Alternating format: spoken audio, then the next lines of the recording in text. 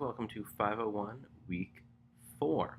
So, the theme for this week is looking at servant leaders and more specifically looking at teachers as leaders. So some of your reading is going to be connected with that. Um, and some of the, if you scroll down a little bit on the Week 4 Blackboard page, the self-paced e-lessons take a look at that around school leadership. So this week you have a bit of reading, one or two chapters from from three of the books. The discussion for this week is it takes a while to kind of read through it. Usually takes two or three times. You're like, oh, that's what they're talking about. The way I have heard this explained in terms of leadership is being the balcony and the dance floor. So if you imagine like a giant space with kind of balconies on the outside, or maybe House of Blues if you've not been to a balcony lately, um, being able to be the dance floor and kind of like actually in it and doing kind of the day to day of teaching and getting through working in education, then also being able to bounce back up to the balcony and see the big picture. Sometimes it's like 30,000 foot view or in the trenches, but I love the analogy of the balcony of the dance floor, to be able to actually like be in it and like be a part of the movement, but then also look up and see, here's the whole thing that's going on in my whole class, in the whole school, in the whole district, in the whole country, or just where education should be going. And so a lot of times our discussions in this course, we talk about being way up in the balcony, and then it's actually implementing that, right, and then being back up.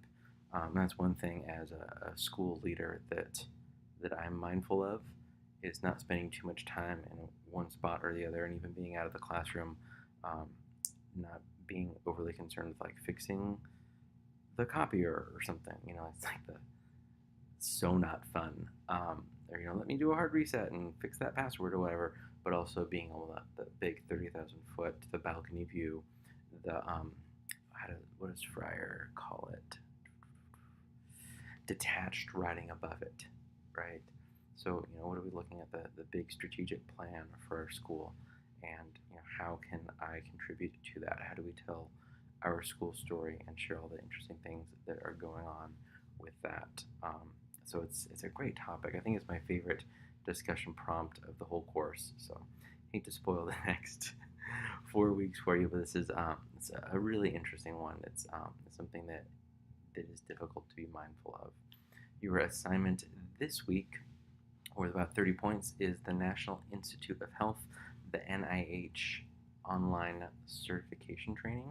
So you're going to go through that. You're going to sign up through nhtraining.com and go through it. You can upload, copy, and paste whatever your certificate of completion. The goal is to tee you up for 580, 581.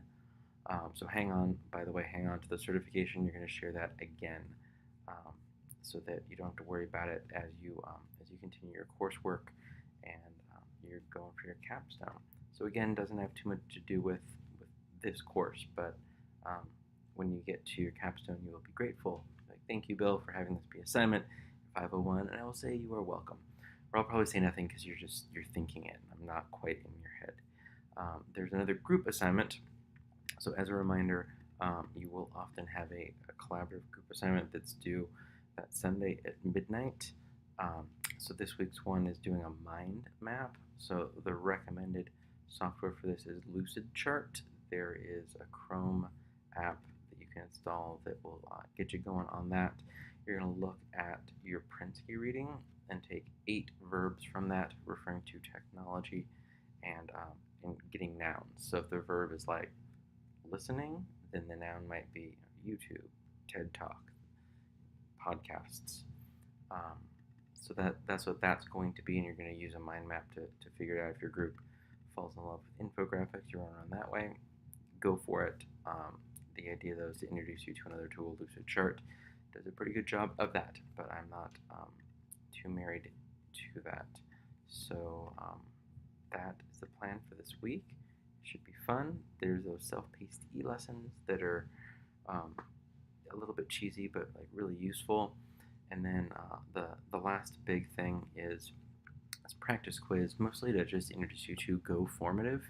If you've not been a part of that, if you've not participated in it as a student, this is a great opportunity for that. So follow those directions and enjoy week 4.